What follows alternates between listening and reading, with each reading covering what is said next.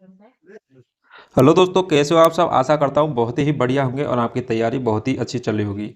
मैं बच्चन पांडे आप सभी का हमारे channel Rajasthan study IQ GK में स्वागत करता हूँ। मेरे प्यारे बच्चों, हम पशु पर्यवेक्षक का जो पार्ट बी है उसकी आपको थ्योरी कंप्लीट करा रहे थे, जिसके अंतर्गत हम लगभग लगभग गाय की नस्ल हैं और गाय की नस्लों के अंतर्गत हमने काफ़ी चीज़ें पढ़ चुके हैं।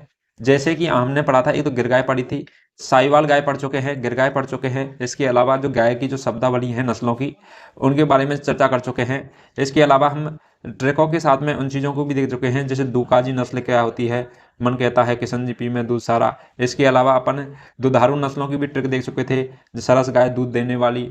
इसके अलावा जो नेक्स्ट जो भारवाहक नस्लें थी उनके बारे में भी ट्रिक देख चुके थे, A B PK पुरस्कार MNHG, ठीक है। अब PK नागौरी मस्त है जी, क्या है, अब PK नागौरी मस्त है जी। इनके बारे में हम चर्चा कर चुके हैं। साहिवाल गाय देख चुके हैं और देख चुके हैं गिर गाय। आज हम लेकर के आए हैं नेक्स्ट गाय के बारे में चर्चा करेंगे, जिसका नाम होने वाला है क्या, उसका हो जाएगा थारपारकर। क्या होने वाला है, थारपारकर। उस गाय के बारे में चर्चा करने वाले हैं, लेकिन उससे पहले जो हमने पिछली क्लास में पढ़ा था, कौन सी गाय, साहिवाल गाय। तो साहिवाल का क्या है, हम थोड़ा सा रिवीजन कर लेते हैं। क्या कर लेते हैं, रिवीजन कर लेते हैं, ठीक है। चलिए दोस्तों, आज की हम क्लास स्टार्ट करते हैं। अपन ने जो साहिवाल गाय है उस साहिवाल के बारे में पढ़ा था कि साहिवाल गाय है, यह कहाँ से आई है और कैसे आई थी। तो एक जगह पड़ती है मुल्तान, पाकिस्तान के अंतर्गत मुल्तान जगह पड़ती है। वहां पर शाही बाल से संबंधित एक बर्ड है, शाही बाग।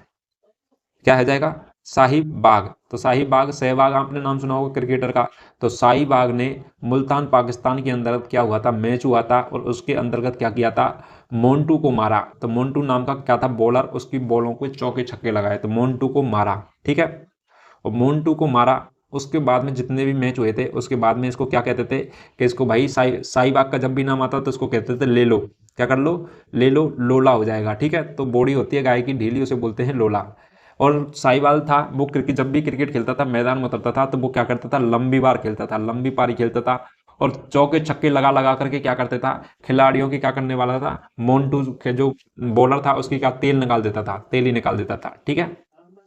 तो अभी हम देखते हैं इसकी जो उत्पत्ति है, किसकी, साहिवाल गाय की जो उत्पत्ति है यह रहने वाली है कहाँ से, पाकिस्तान के मोंटगोमरी। मोन्टू को मारा, मोंटगोमरी, ठीक है। तो मोंटगोमरी स्थल है पाकिस्तान के अंतर्गत, वहां की नस्ल है कौन सी, साहिवाल नस्ल, ठीक है। इसके अलावा जो इसका वितरण क्षेत्र देखेंगे, राजस्थान के अंतर्गत वितरण क्षेत्र देखते हैं, तो आपने सुना होगा कि शाही लोग होते हैं। शाही लोग कौन थे, राजा हुए थे, शाही राजा। उनका नाम है गंगा सिंह। और गंगा सिंह जी किसके थे, हनुमान जी के भगत। गंगा सिंह किसके थे, हनुमान जी के भगत। तो गंगानगर, हनुमानगढ़, ठीक है। इसके अलावा शाही लोग होते हैं तो उनके शाही काम होते हैं।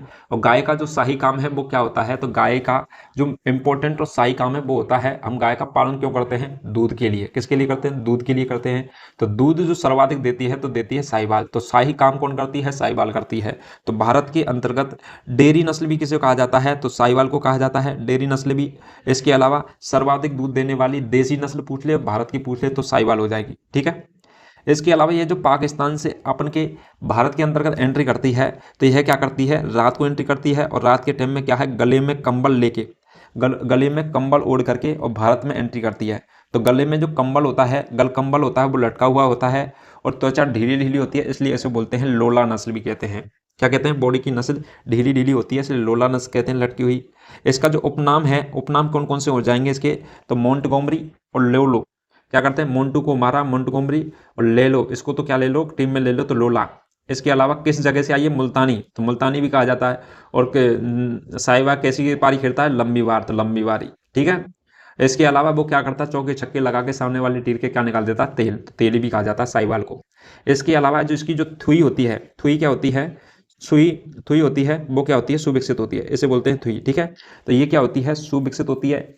इसके अलावा आप इसका रंग देखोगे तो रंग होता है गहरा लाल या फिर हल्का लाल। क्या रहने वाला है, गहरा लाल या फिर हल्का लाल रहने वाला है, किसका, साहिवाल का। और इसकी जो मादा की जो नाभि होती है, जिसे बोलते हैं, क्या बोलते हैं, सुंडी। क्या बोलते हैं, सुंडी। तो वह लटकी हुई होती है, सुंडी क्या होती है, लटकी हुई होती है, जैसे कि ये रहने वाली है सुंडी, ठीक है। इसके अलावा इसमें जो दूध के अंदर का वसा पाई जाती है, तो 4.5 से लेकर 6% तक पाई जाती है, ठीक है। यह क्या है, साहिवाल हमने दुधारू नस्ल के अंदर पढ़ा था, सरस गाय दूध देने वाली, तो सैफुर साहिवाल रहने वाला था, तो दुधारू नस्ल है। इसके अलावा अपन नेक्स्ट बात करेंगे कि आंखों के चारों ओर चश्मे वाली नस्ल भी किसे कहा जाता है, साहिवाल को कहा जाता है। तो आंखों के चारों ओर रिंग बनी होती है, ठीक है, इसलिए इसे चश्मे वाली भी गाय कहते हैं, ठीक है। इसके अलावा जो इसकी पूंछ होती है वह कैसी होती है, लंबी और चाबुकनुमा, जमीन को छूती हुई होती है। गिर गाय की भी सेम रहती है, लेकिन गिर गाय की तुलना में साहिवाल के अंतर्गत बाल क्या होते हैं, अधिक होते हैं। तो साई रानियों के साहिवाल क्या होते हैं, अच्छे होते हैं, ठीक है, लंबे होते हैं, क्योंकि दासियां होती हैं। इसके अलावा आप दूध की बात करोगे तो सर्वाधिक दूध होता है साहिवाल का, तो कितना रहता है, 2700 से 2500 2725 से लेकर के 3175 लीटर, और औसतन 2150 के लगभग रहता है प्रति ब्यात, मतलब 1 माह के अंतर्गत। और सर्वाधिक मीठा दूध की बात करें तो साहिवाल का होता है, और सर्वाधिक दूध भी किस में आता है, साहिवाल में होता है। और लैक्टोज की मात्रा भी क्या होती है, दूध मीठा है तो लैक्टोज की मात्रा भी अधिक पाई जाती है, किसके अंतर्गत, साहिवाल के अंतर्गत। ये यहाँ तक हम कल की क्लास में देख चुके थे। आज हम नेक्स्ट पढ़ने वाले हैं कौन सी गाय, तो यह रहने वाली है, कौन सी गाय है, तो ये रहने वाली है जिसका नाम है जाएगा क्या, गिर गाय। क्या हो जाएगा, नहीं, थार पारकर। क्या नाम रहने वाला है, थार पारकर। थार पारकर गाय है, आपको सामने फोटो दिख रहा होगा थार पारकर का, ठीक है। तो आप एक बार और गौर से देखिए, ताकि हम क्या है विशेषताओं को डिस्कस करें इसकी, उससे पहले आप एक बार इसको गौर से देखिए, गौर से देखिए इस शख्स को, ठीक है। तो इस गाय को गौर से देखिए, इसके बारे में हम इसकी विशेषताओं के बारे में चर्चा करने वाले हैं, ठीक है। तो अपन इसको, गाय को अपन गौर से जब देखते हैं तो इसके अंतर्गत क्या देखते हैं अपन, सर्वप्रथम तो इसका नाम क्या है। अब नाम के ऊपर चर्चा कर लेते हैं। तो पहली बात तो इसका नाम हो जाएगा, वह कौन सा रहने वाला है, थार पारकर। थार पारकर नाम से ही लगता है कि थार मरुस्थल, पार कर मतलब पार करके आई है। तो क्या करती के आई है, थार जो मरुस्थल है उसको पार करके आई है गाय, ठीक है। तो उसे बोलते हैं थार पार कर, थार पार कर, पार कर, पाकर, ठीक है। पाकर यानी होता पाकिस्तान। तो थार पार करके आई है राजस्थान के अंतर्गत, दूसरी साइड में पाकिस्तान है, एक साइड में राजस्थान है, ठीक है, इंडिया के अंतर्गत। तो थार को पार करके आई है, तो पाकिस्तान से किधर की साइड में आई है, इंडिया के अंतर्गत आई है, थार को पार कर। तो थार पार कर नस्ल है जिसका नाम है थार पार कर, थार को पार करके आई है, ठीक है। इसके अलावा पाकिस्तान के अंतर्गत जो पाकिस्तान से जो पाकिस्तान है, यह राजस्थान के साथ में पाकिस्तान के लगाते हैं, कौन कौन से हैं, एक तो होगा पंजाब प्रांत, इसके अलावा सिंध प्रांत। क्या हो जाएगा, पंजाब प्रांत और सिंध प्रांत, ये दो राज्य हैं पाकिस्तान के जो राजस्थान से क्या लगाते हैं, अंतर्राष्ट्रीय सीमा लगाते हैं। तो पाकिस्तान के अंतर्गत एक जिला है, राज्य है जिसका नाम है सिंध प्रदेश। तो सिंध प्रदेश के अंतर्गत एक थार पारकर जिला है, और उस वहाँ से इसकी क्या मानी जाती है, उत्पत्ति। थार पारकर का नाम पड़ा है तो उस जगह के नाम से पड़ा है कि जहाँ पे सिंध प्रांत के अंतर्गत एक जिला है थार पारकर, उसके नाम के ऊपर ही इस गाय का नाम रखा गया है थार पारकर, ठीक है। तो पाकिस्तान के सिंध प्रांत से थार के मरुस्थल को पार करके आई है, इसलिए इसे क्या कहते हैं, थार पारकर कहते हैं। समझ में आया यहाँ तक, ठीक है। इसके अलावा आप इसका कलर देखोगे, किसका, थार पारकर गाय का। थार पारकर गाय के जब हम कलर की बात करते हैं तो इसका जो कलर होता है, तो यह कलर कैसा होता है, तो इसका जो रंग होता है, तो रंग क्या होता है, सफ़ेद होता है। सफ़ेद कैसा होता है, सफ़ेद होता है। इसकी आप पीठ पे देखोगे ऊपर की साइड में, इस साइड में, तो इस पर नीली नीलियाँ क्या होती हैं, धारियाँ होती हैं, बारीक बारीक धारियाँ रहने वाली हैं, किस गाय के ऊपर, थार पारकर गाय के ऊपर नीली नीली धारियाँ होती हैं।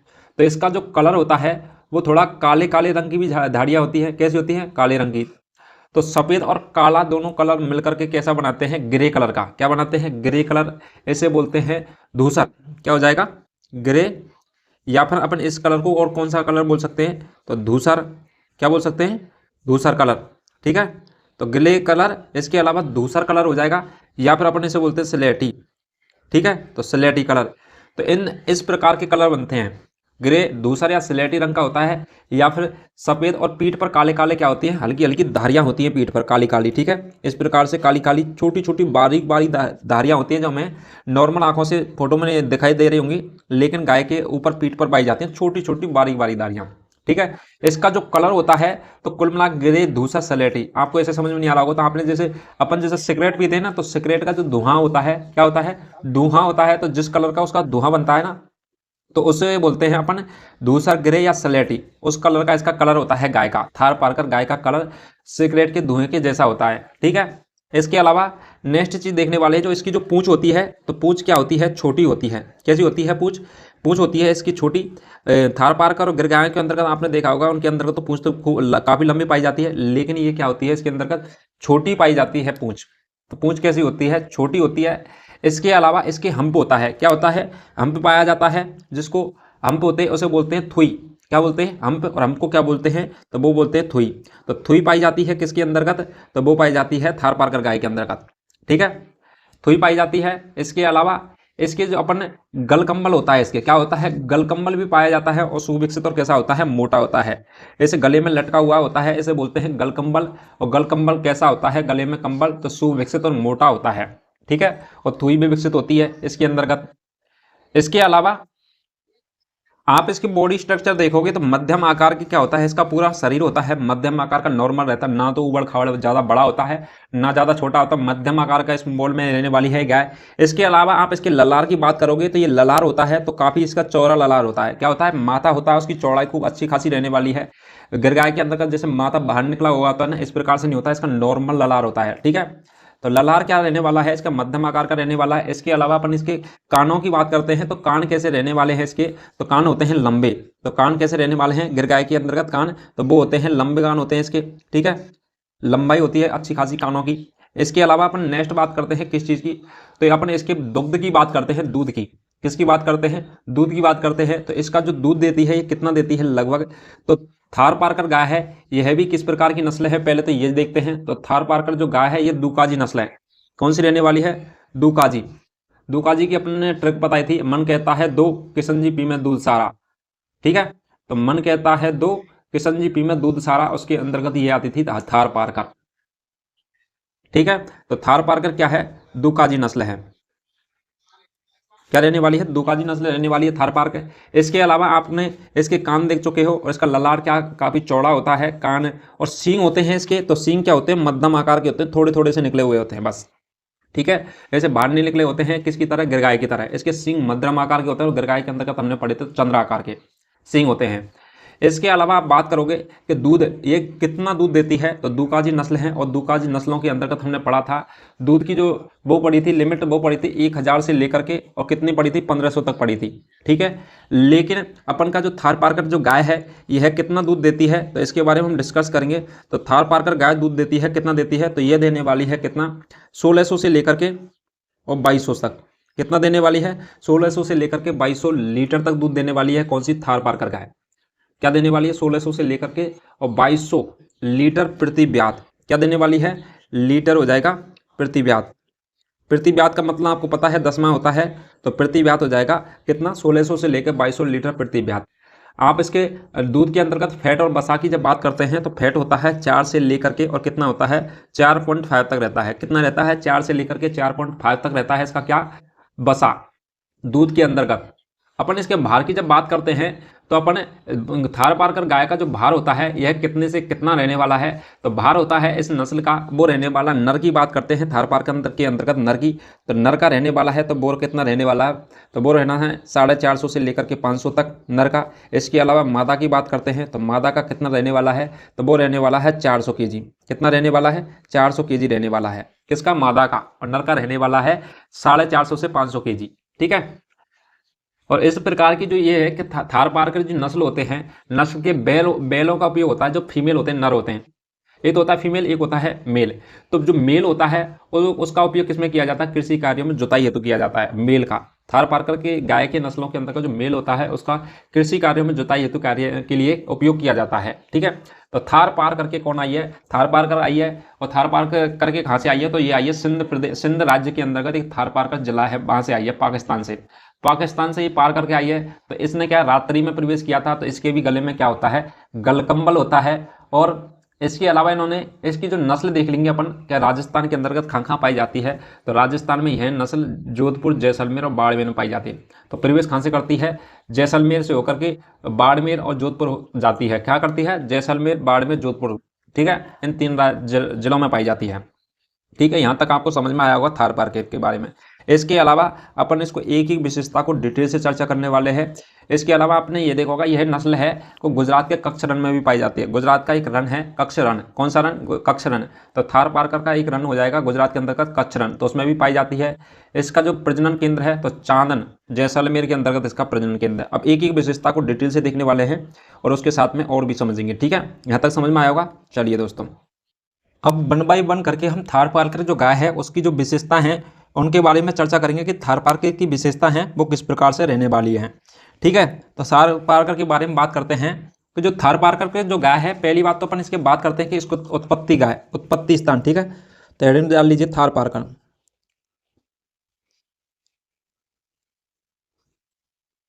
तो थार पारकर गाय, तो थार पारकर की जो गाय है इसकी अपन बात करते हैं। तो सबसे पहले थार पारकर की उत्पत्ति स्थान देखते हैं। क्या देखते हैं? उत्पत्ति, कि जो थार पारकर की उत्पत्ति हुई है तो उत्पत्ति स्थान कहाँ से हुई है इसकी। तो थार पारकर अपन ने ट्रिक के साथ में याद किया था कि थार पारकर की जो गाय की उत्पत्ति है ये मानी जाती है कहाँ से? पाकिस्तान से। और पाकिस्तान के अंतर्गत कहाँ से मानी जाती है? तो पाकिस्तान के अंतर्गत एक थार पारकर जिला है। तो थार पारकर जिला पड़ता है किसके अंतर्गत? सिंध प्रदेश के अंतर्गत। किसके अंतर्गत पड़ता है? सिंध प्रदेश के अंतर्गत पड़ता है। कौन सा? थार पारकर जिला। तो ये हो जाएगा पाकिस्तान के सिंध प्रदेश, सिंध प्रदेश जो सिंध राज्य है उसको अपन बोलते हैं सिंध प्रदेश। और राजस्थान से ये को टच करता है पंजाब पाकिस्तान का। तो सिंध प्रदेश के थार पारकर, क्या हो जाएगा?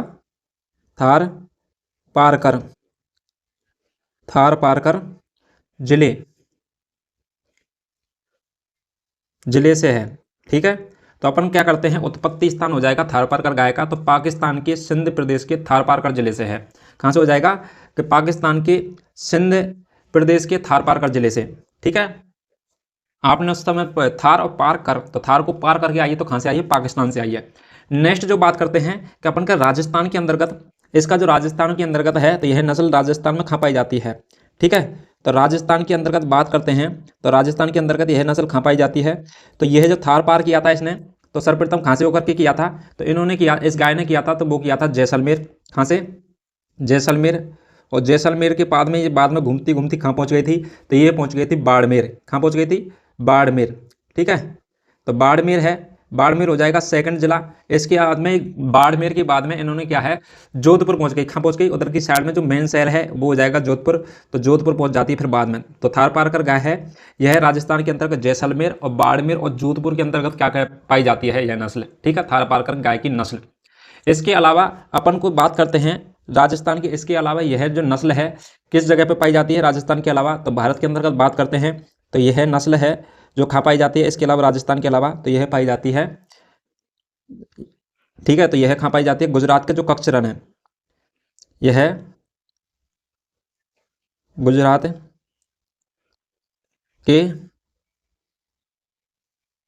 कच्छ रण, तो गुजरात के कच्छ रण क्षेत्र में पाई जाती है। तो गुजरात के कच्छ रण क्षेत्र में पाई जाती है। ठीक है, तो यह क्या कहाँ पाई जाती है? गुजरात के कच्छ रण क्षेत्र में पाई जाती है राजस्थान के अलावा भारत के अंतर्गत।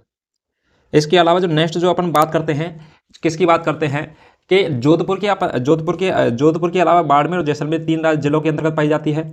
इसके अलावा राजस्थान के अलावा गुजरात के कच्छ रण में पाई जाती है। अपन बात करते हैं प्रजनन केंद्र की, तो इस नस्ल का जो प्रजनन केंद्र है क्या हो जाएगा? प्रजनन केंद्र है। तो प्रजनन केंद्र है वो कहाँ पर रहने वाला है? तो सर्वाधिक जो फेमस शहर है किसके अंदर? जैसलमेर, बाड़मेर और जोधपुर के अंतर्गत से, तो वो हो जाएगा जोधपुर। और जोधपुर के अंतर्गत एक जगह है, क्या है? चांदन। ठीक है, तो प्रजनन केंद्र का जो चांद है जैसलमेर में, थार पारकर का चांद कहाँ पे आ जाएगा? जैसलमेर में। किस में हो जाएगा? चांदन गांव जैसलमेर में। ठीक है, तो जैसलमेर में चांदन है, क्या हो जाएगा? जैसलमेर में चांदन है। चांदन कहाँ निकला है? जैसलमेर का। तो थार पारकर के प्रजनन का जो चांद है वो कहाँ निकला है? जैसलमेर। प्रजनन का मतलब होता है नई संतति उत्पन्न कर देना, उसे बोलते हैं प्रजनन। ठीक है, तो प्रजनन मतलब नई संतति उत्पन्न हुई है तो एक प्रकार के क्या है? चांद निकला है। तो थार पारकर की जिंदगी में चांदन कहाँ निकला है? जैसलमेर में। चांद कहाँ निकला है? जैसलमेर में। तो प्रजनन केंद्र हो जाएगा चांदन जैसलमेर। ठीक है, इसके अलावा हम गाय की विशेषताओं के बारे में बात करेंगे, तो वो बात कर लेते हैं। यहाँ तक आपको समझ में आया होगा। नेक्स्ट बात करते हैं किस चीज़ की? तो नेक्स्ट हो जाएगा नेक्स्ट अपन थारपारकर जो गाय है इसकी विशेषताओं की बात करते हैं। तो इसकी जो विशेषता है यह है क्या रहने वाली है, तो नेक्स्ट हेडिंग हो जाएगी विशेषता। ठीक है, तो विशेषता है थारपारकर गाय की, तो वह कौन कौन सी रहने वाली है विशेषताएं। तो विशेषताएं कौन कौन सी हो जाएंगी, तो पहले नंबर पे जो विशेषता अपन बात करते हैं थारपारकर गाय के क्या रंग की। तो रंग कैसा होता है थारपारकर का, जो हमने इसका रंग पढ़ा था सफ़ेद होता है और उस पर कालियाँ काली क्या होती हैं धारियाँ होती हैं, इसलिए इसे क्या कहा जाता है सलेटी रंग कहा जाता है। दूसरा रंग कहा जाता है ग्रे, या फिर जैसे बोलते हैं धुआं होता है ना स्मोक सिगरेट का, उसकी तरह। ठीक है, तो रंग सफ़ेद होता है, ग्रे होता है, क्या होता है ग्रे, तो ग्रे रंग होता है। कैसा होता है सलेटी होता है, ग्रे रंग होता है। इसके अलावा क्या रहने वाला धूसर, क्या हो जाएगा धूसर रंग हो जाएगा, या फिर इसे बोलते हैं सलेटी। तो सलेटी रंग भी रहने वाला है किस चीज़ का, गाय का। ठीक है, इसके अलावा अपन थोड़ा सा बात करें इसकी जो पीठ होती है, क्या होती है पीठ, और पीठ पर क्या होता है, पीठ पर हल्का हल्का कैसा होता है काले रंग की क्या होती हैं धारियाँ होती हैं, पीठ पर काले रंग की धारियाँ होती हैं हल्की हल्की सी। ठीक है, तो काले रंग की धारियाँ, तो पीठ पर क्या होती हैं काले रंग की धारियाँ होती हैं। ठीक है, तो इस गाय के पीठ पर काले रंग की धारियाँ होती हैं और इसका कलर होता है सफ़ेद रंग का, ग्रे कलर का, धूसर रंग का या फिर स्लेटी रंग का होता है। और कैसा होता है सिगरेट के धुआं जैसा होता है ना, उसे बोलते हैं धूसर या स्लेटी रंग। ठीक है, सिगरेट के धुआं जैसा। इसके अलावा जो नेक्स्ट विशेषता की अपन बात करते हैं, तो नेक्स्ट विशेषता रहने वाली है कि जो इसका कलर क्या होता है धूसर रंग होता है, ग्रे कलर का होता है, इसलिए इस नस्ल को इसे इसे क्या कहा जाता है धारी, या फिर इसे अपन क्या कहते हैं इसे इसे क्या कहा जाता है, वो कहा जाता है धारी या ग्रे। ठीक है, तो इसे धारी या फिर ग्रे। ग्रे क्या है सिंधी, तो सिंध प्रांत की है इसलिए धारी या ग्रे सिंधी कहा जाता है। तो इसे धारी या ग्रे सिंधी कहा जाता है किस गाय को, तो वो कहा जाता है किस गाय को कहा जाता है, तो थारपारकर जो गाय है उसका रंग ग्रे धूसर होने के कारण और थार जिले से आई है, तो इसे धारी क्या कहा जाता है थारी। इस नस्ल को क्या है, इस नस्ल को क्या कहते हैं, तो ये ग्रे कलर की होती है और कहाँ से आई है थार से, तो इस नस्ल को थारी क्या कहते हैं थारी, या फिर क्या कहते हैं ग्रे सिंधी। तो इस नस्ल को क्या कहते हैं थारी कहते हैं, या फिर इसे बोलते हैं ग्रे सिंधी नस्ल, क्या कहा जाता है ग्रे सिंधी भी कहा जाता है। ठीक है, थारी या फिर ग्रे सिंधी भी कहा जाता है किस नस्ल को, तो वो हो जाएगी कौन सी नस्ल सिंधी, कौन सी थारपारकर नस्ल है उसे ग्रे सिंधी या फिर थारी भी कहा जाता है। ठीक है, इसके अलावा इसकी नेक्स्ट जो विशेषता की बात करते हैं, इसका जो सिर होता है क्या होता है लिलार जिसे बोलते हैं, तो शरीर का सिर होता है, उसका सिर का जो आकार होता है और वो क्या होता है इसे बोलते हैं सिर, या फिर इसे बोलते हैं ललाट। ललाट, तो ललाट और सिर कैसा होता है, तो वो रहने वाला है चौड़ा। तो इस गाय का ललाट या सिर कैसे रहने वाला है चौड़ा रहने वाला है। इसके कानों की बात करें तो कान कैसे रहने वाले हैं, तो कान रहने वाले हैं इसके लंबे, कान कैसे होते हैं लंबे होते हैं। इसके अलावा अपन सींग की बात करें, किसकी बात करें सींग की बात करें, तो सींग कैसे रहने वाले हैं इसके, तो मध्यम। मध्यम कैसे होते हैं सींग होते हैं इसके।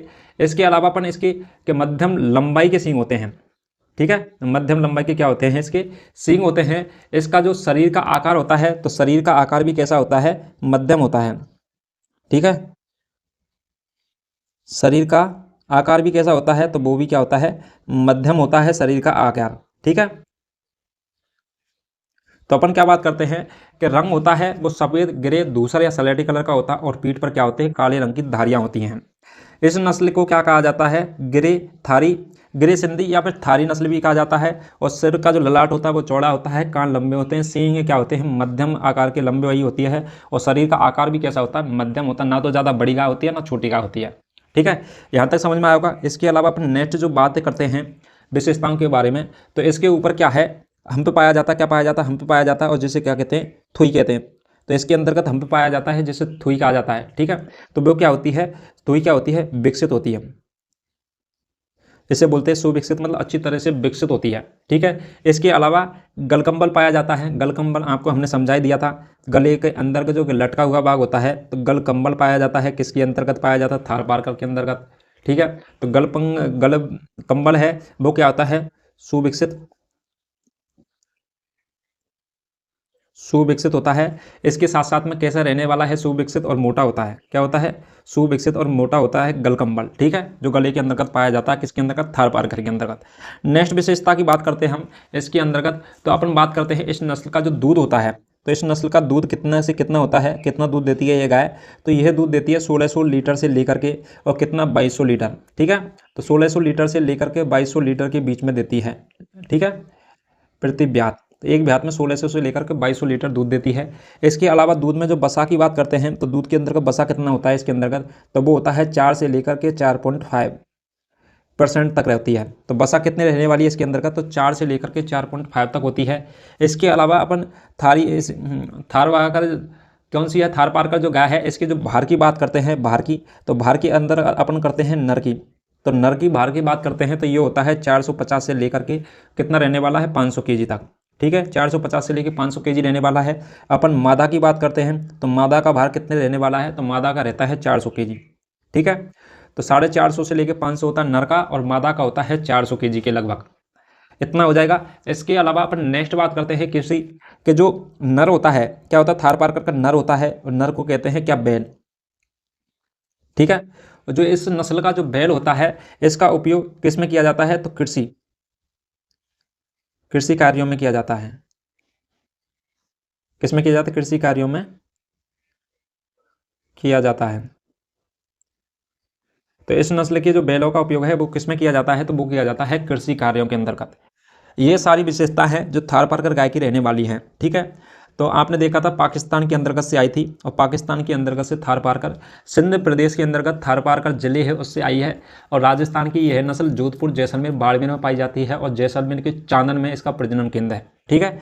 यहाँ तक हम देख चुके थे। इसके अलावा नेक्स्ट बात करते हैं, राजस्थान के अलावा गुजरात के कच्छ में भी पाई जाती है। इसके अलावा इसका जो रंग होता है सफ़ेद, ग्रे, धूसर या सलेटी कलर का होता है, इसलिए इसे थारी या ग्रे सिंधी भी कहा जाता है, ठीक है। ललाट चौड़ा होता है, शरीर मध्यम आकार का होता है, कान लंबे होते हैं, सींग भी मध्यम लंबाई के होते हैं। इसके अलावा इसकी जो हम्पी जो थुई होती है, क्या होती है, हम्पी या थुई होती है, वो सुविकसित होती है, और इसका जो गलकंबल होता है वो भी सुविकसित और मोटा होता है। कैसे रहने वाला, सुविकसित, मोटा। इसके अंतर्गत दूध की मात्रा पूछ ले तो 1600 से लेकर के 2200 लीटर प्रति ब्यात रहने वाली है। इसके अलावा हम बसा की बात करते हैं तो 4 से लेकर 4.5% तक रहने वाली है। और भार की बात करते हैं तो नर के अंतर्गत होता है 450 से लेकर 500 केजी का, और मादा के अंतर्गत होता है 450 केजी का मादा के अंतर्गत, ठीक है। इसके अलावा जो बैल नर होता है उसका उपयोग किस में किया जाता है, तो कृषि कार्यों के अंतर्गत बैल नर का उपयोग किया जाता है, ठीक है। चलिए दोस्तों, तो इसके बारे में हम कंप्लीट डिस्कस कर चुके हैं। लगभग हमने तीन चार गाँवों के बारे में हम डिटेल से चर्चा कर चुके हैं। अब नेक्स्ट क्लास के बारे में चर्चा करेंगे नेक्स्ट गाय की। तब तक के लिए जिन बच्चों ने पुराने वीडियो नहीं देखे वो जरूर देखिए। आज के लिए इतना ही, अब मिलते हैं नेक्स्ट क्लास में नेक्स्ट गाय के साथ में। तब तक के लिए थैंक यू सो मच।